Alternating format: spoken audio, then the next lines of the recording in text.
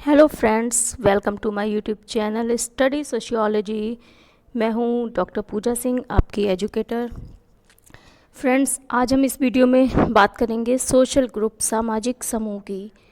Social group के बारे में जितने भी मल्टीपल चॉइस क्वेश्चंस आते हैं या डिटेल क्वेश्चंस आते हैं, फॉर एग्जांपल मेंस एग्ज़ाम्स में, तो उन सभी के बारे में आप इस ग्रुप में जान सकेंगे कि उन क्वेश्चंस को बेस्ट तरीके से कैसे सॉल्व करें। तो without wasting the time, let's get into the video. हाँ, वीडियो में आगे बढ़ने से पहले मैं आपको याद दिला दूं, अगर आपने चैनल अभी तक सब्सक्राइब नहीं किया है तो please subscribe my channel for new sociological videos and put the bell icon so that new videos notification you will get. Thank you. Let's get into the video. सामाजिक समूह। सामाजिक समूह होता क्या है? सबसे पहला क्वेश्चन देखिए, जो ह्यूमन है, चूँकि सोशियोलॉजी जो है वो समाज का अध्ययन है। समाज में ह्यूमंस रहते हैं, इंसान रहते हैं, मानव सम रहते हैं। तो प्रत्येक मानव अपने पैदा होने से लेकर मृत्यु तक किसी न किसी रूप में संस्थाओं का सदस्य होता है। जब वो पैदा होता है तो परिवार का सदस्य होता है, जब वो थोड़ा बड़ा होता है तो वो अपने प्ले ग्रुप के जो बच्चे होते हैं उनका सदस्य हो जाता है। उससे थोड़ा और बड़ा होता है तो पीयर ग्रुप का सदस्य होता है, स्कूल का सदस्य होता है। साथ ही साथ अगर वो स्पोर्ट्स भी करता है तो उनके जो स्पोर्ट्स क्लब होते हैं या स्पोर्ट्स ग्रुप के मेंबर्स होते हैं उनका सदस्य होता है। धीमे धीमे करके जिस स्टेजेस में, जो लाइफ स्पैन में वो पर्सन होता है, उससे रिलेटेड ग्रुप्स का वो मेंबर होता है। और इन ग्रुप्स के थ्रू उनकी जो नीड्स होती हैं ह्यूमंस की, मानव की, वो पूरी होती रहती हैं। तो मानव समूह जो हैं वो मानव के जीवन में बहुत ही ज़्यादा महत्वपूर्ण है। बिना समूह के मानव जीवन की कल्पना भी नहीं की जा सकती है। तो देख लेते हैं डेफिनेशन। जब दो या दो से अधिक व्यक्ति पारस्परिक रूप से एक दूसरे को प्रभावित करते हैं एवं सामान्य उद्देश्यों के लिए आपस में अर्थपूर्ण अंतःक्रिया करते हैं, व संबंध स्थापित करते हैं, तो एक समूह का निर्माण होता है। मीन्स कि कोई भी ग्रुप है या कोई जहाँ दो या तीन व्यक्ति एक साथ इकट्ठे हैं और वो एक दूसरे को प्रभावित कर रहे हैं। प्रभावित कैसे करेंगे? अंतःक्रिया से। क्योंकि अगर चुपचाप खड़े हैं, एक दूसरे से बात ही नहीं कर रहे हैं, कोई अंतःक्रिया नहीं हो रही है, तो वो एक दूसरे को प्रभावित नहीं कर सकते हैं। तो उन लोगों के बीच में अंतःक्रिया हो रही है, और जो अंतःक्रिया हो रही है, जो वो लोग काम कर रहे हैं, वो किसके लिए? किसी एक म्यूचुअल ऑब्जेक्टिव को फुलफ़िल करने के लिए। कोई सामान्य उद्देश्य है जो सभी के इंटरेस्ट के साथ जुड़ा है, सभी के हित के साथ जुड़ा है, उसके लिए वो इंटरेक्शन कर रहे हैं और आपस में रिलेशनशिप इस्टेब्लिश कर रहे हैं, सोशल रिलेशनशिप इस्टेब्लिश कर रहे हैं। तो वो क्या कर रहे हैं? वो एक सामाजिक समूह मीन्स सोशल ग्रुप को फॉर्म करते हैं। ओके, आगे बढ़ते हैं। सोशल ग्रुप की कैरेक्टरिस्टिक्स क्या है, इसकी विशेषताएं क्या हैं? It's very simple. नंबर 1, व्यक्तियों का समूह होना चाहिए। उनमें आपस में कार्य विभाजन होना चाहिए, क्योंकि हर कोई व्यक्ति सारे काम नहीं कर सकता है, तो अलग अलग काम लोगों को डिप्यूट किए जाते हैं। किसी भी ऑर्गेनाइजेशन में लोग अपने पोजीशन और स्टेटस से रिलेटेड वर्क को, रोल्स को परफॉर्म करते हैं। सामान्य हित, समूह में एकता होनी चाहिए।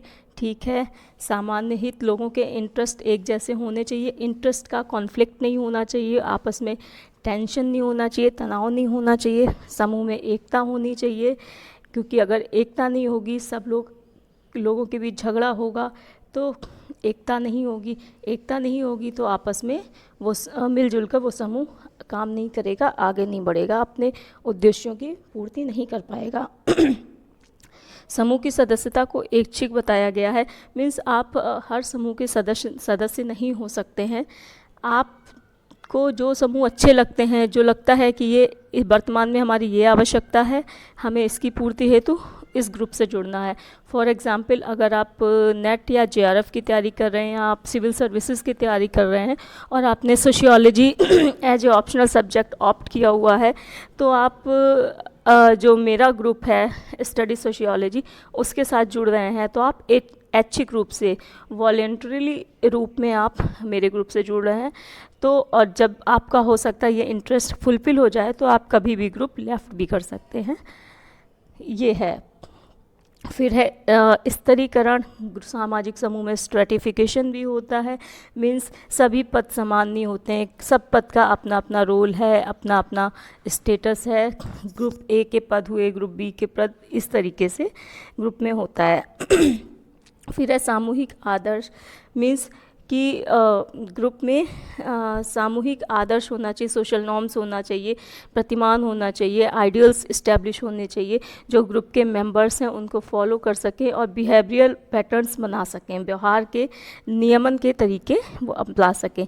फिर है स्थायित्व। स्थायित्व मीन्स कि ऐसा नहीं होता है कि ग्रुप आज बना और कल टूट गया।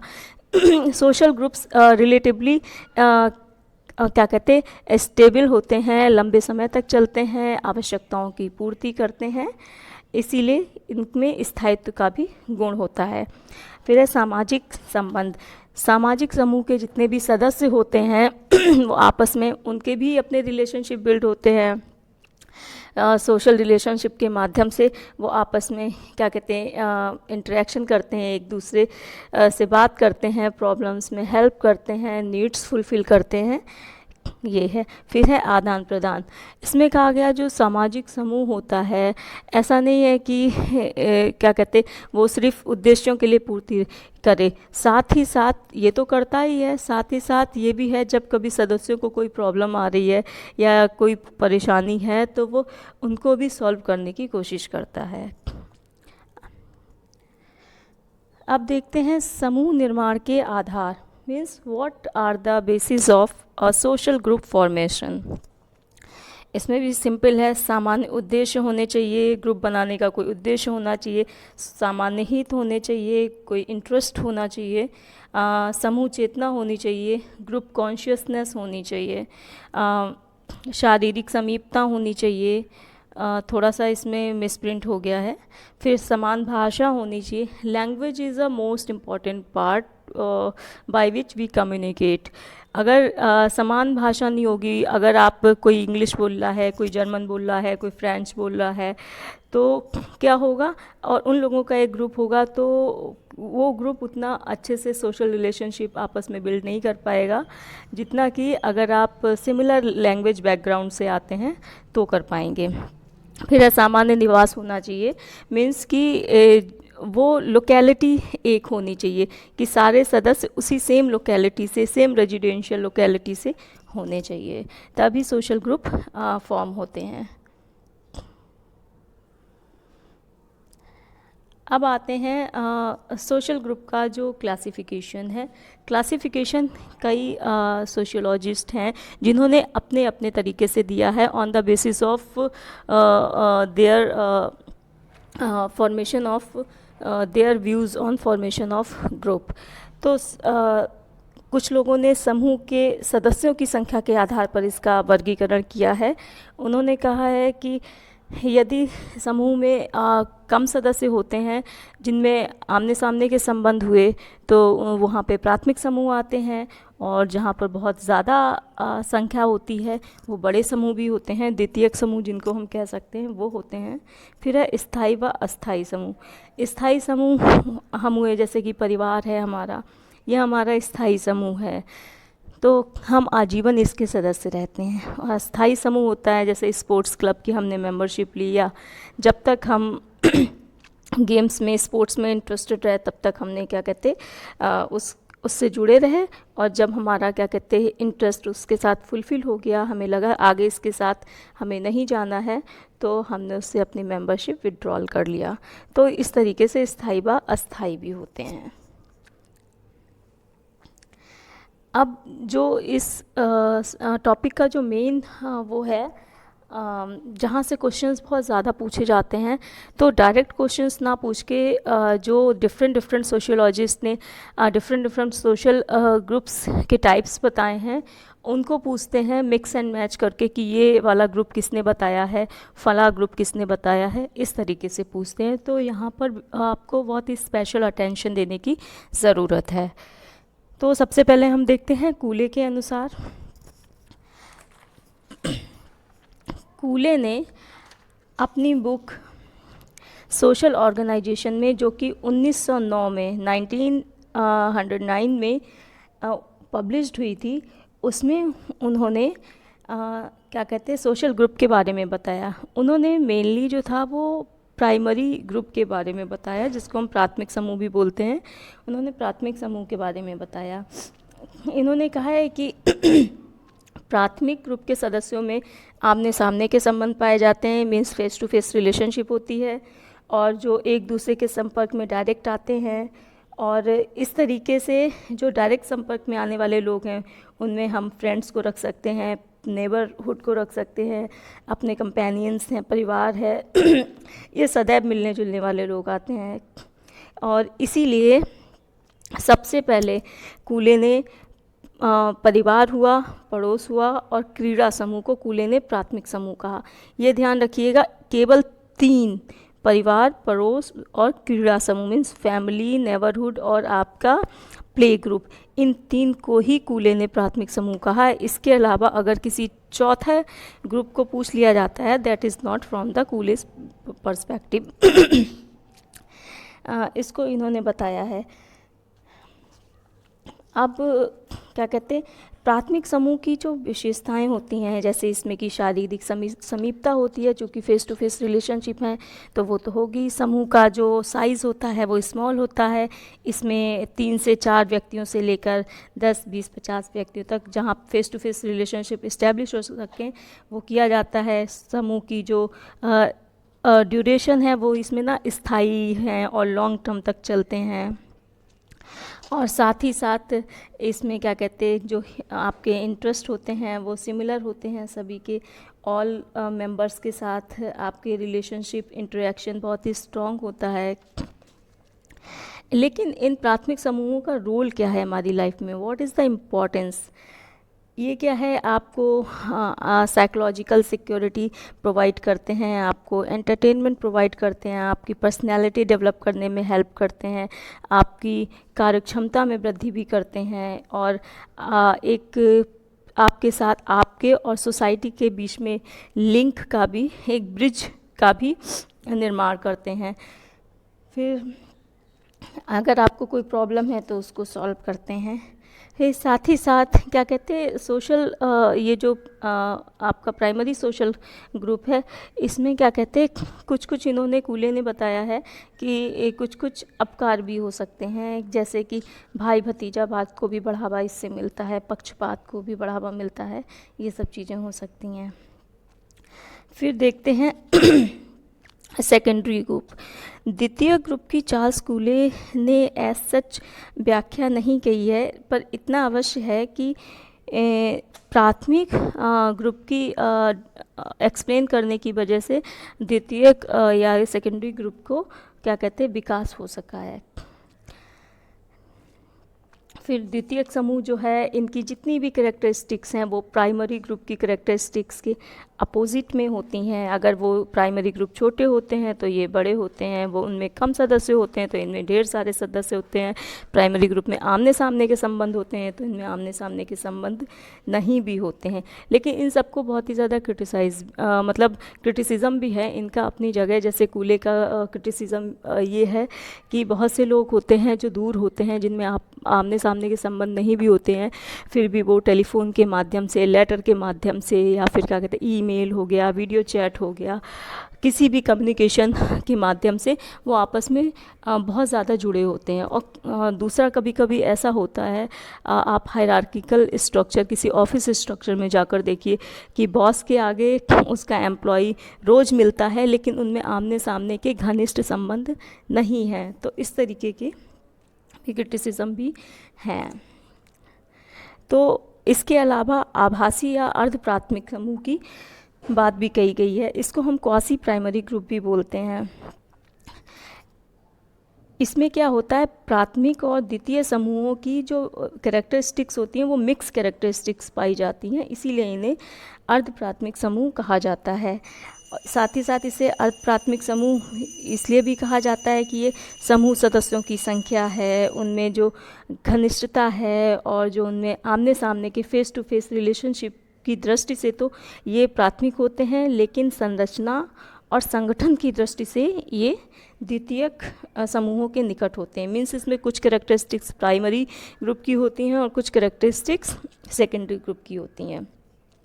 जैसे कूले ने कहा है, जो हमारे अर्ध प्राथमिक समूह हैं उनमें उन्होंने रखा है स्काउट ग्रुप, लघु विचार गोष्ठी है, सामाजिक वर्ग है, क्लब है और ग्रामीण मनोरंजन के केंद्र हैं। तो ये भी पूछा जाता है कि कूले के हिसाब से क्वासी प्राइमरी ग्रुप कौन कौन से हैं, तो आप इन्हीं को याद कर लीजिएगा। इनके अलावा यदि कोई अलग से इसमें रखा जाता है ग्रुप में उदाहरण, तो उसको आप हटा सकते हैं वहाँ से जब भी सॉल्व करेंगे क्वेश्चन।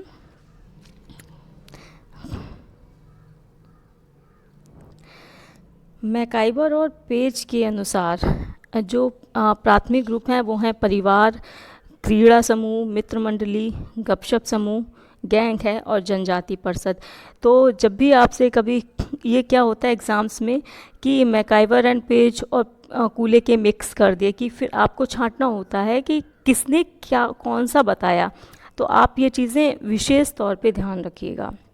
इसी तरीके से किंग्सले डेविस के अनुसार जो है इन्होंने परिवार को प्राइमरी ग्रुप में रखा, क्रीड़ा समूह यानी कि प्ले ग्रुप को रखा, पड़ोस को रखा, इन्होंने इवन गांव को भी रखा और कार्य करने वाले समूह को भी प्राथमिक समूह में रखा, क्योंकि इनके बीच प्राथमिक समूह की विशेषताएं पाई जाती हैं। अगर हम वॉटोमोर के अकॉर्डिंग देखें तो इन्होंने सामाजिक वर्ग को रखा।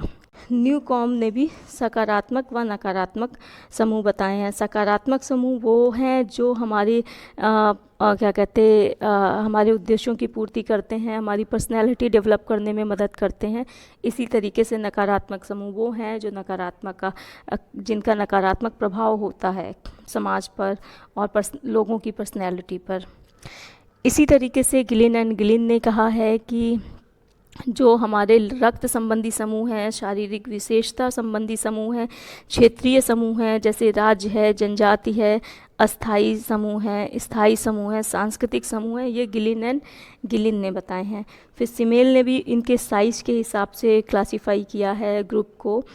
इन्होंने लघु बताया है और बृहद समूह बताया है। लघु मीन्स ये related to primary social group, वही जो संबंध कूले ने बताए हैं लगभग वैसे ही इन्होंने लघु में बताए हैं, और बृहद तो जो सेकेंडरी ग्रुप है उस हिसाब से बताए हैं।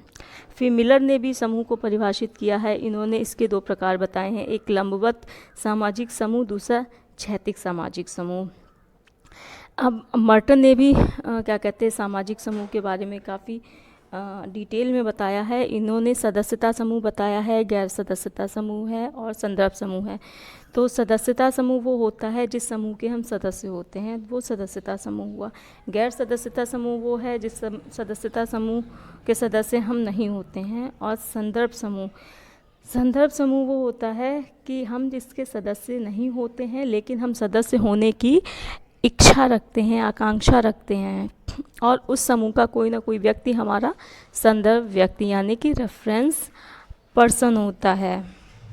तो संदर्भ समूह को यहाँ पर हम डिटेल नहीं करेंगे, बस इतना बताएंगे कि ये जो कॉन्सेप्ट था रेफरेंस ग्रुप का, वो मर्टन ने अमेरिकन जो वहाँ के सैनिक थे उन पर एक स्टडी किया था और उस पर एक बुक लिखी थी उन्होंने, द अमेरिकन सोल्जर। उसमें ही उन्होंने क्या कहते इसकी अवधारणा को रखा रेफरेंस ग्रुप की।